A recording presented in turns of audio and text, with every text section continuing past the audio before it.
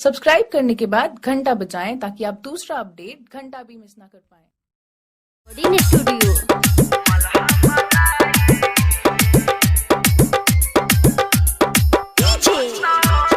मोहित राज DJ के दे volume बढ़ाई ओकरो सुनाई रे। डीजे के दे वॉल्यूम बढ़ाई ओकरो सुनाई रे। चलो सहने पिकनी मनाई मल्हा मराई रे। चलो सहने पिकनी मनाई मल्हा मराई रे। डीजे ओकरो सुनाई रे।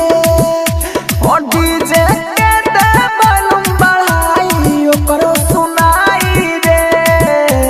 चलो सहने पिकनी मनाई मल्हा मराई रे। चलो सहने पिकनी मनाई मल्हा मराई रे। आप सुन रहे हैं एजी एंटरटेनमेंट की धमाकेदार प्रस्तुति।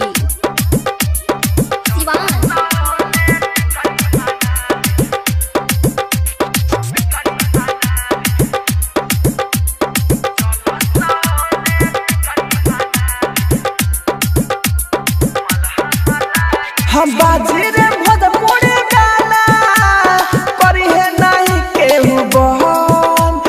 सखी के संग ले आई करेली हो सब पसंद।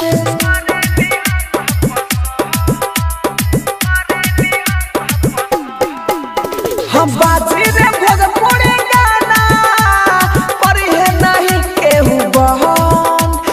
सखी के संग ले पसंद।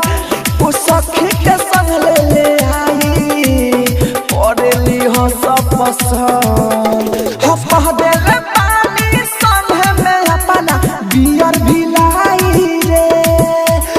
पह देले पानी संग में अपना बियर भी लाई रे। चलो सहने पिकनी मनाई मल्हा मराई रे। चलो सहने पिकनी मनाई मल्हा मराई रे। रिकॉर्डिंग स्टूडियो मोहित राज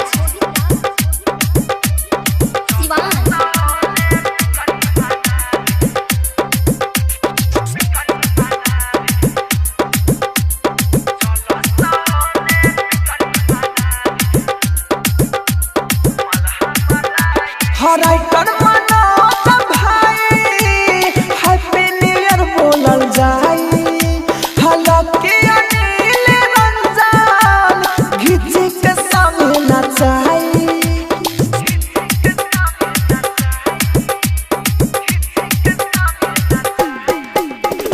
राइटर मनोज भाई हैप्पी न्यू ईयर बोलल जाई। लकी नचाई। लकी अनिल रंजन राजा घिच के संग नचाई। हम बिना कहले राहुल से वही जा कौनो न जाई रे। हम बिना कहले राहुल से वही जा कौनो न जाई रे। चलो सहने पिकनी मनाई मल्हा मराई रे। चलो सहने पिकनी मनाई मल्हा मराई रे। स्टूडियो रोशनपुर सपा।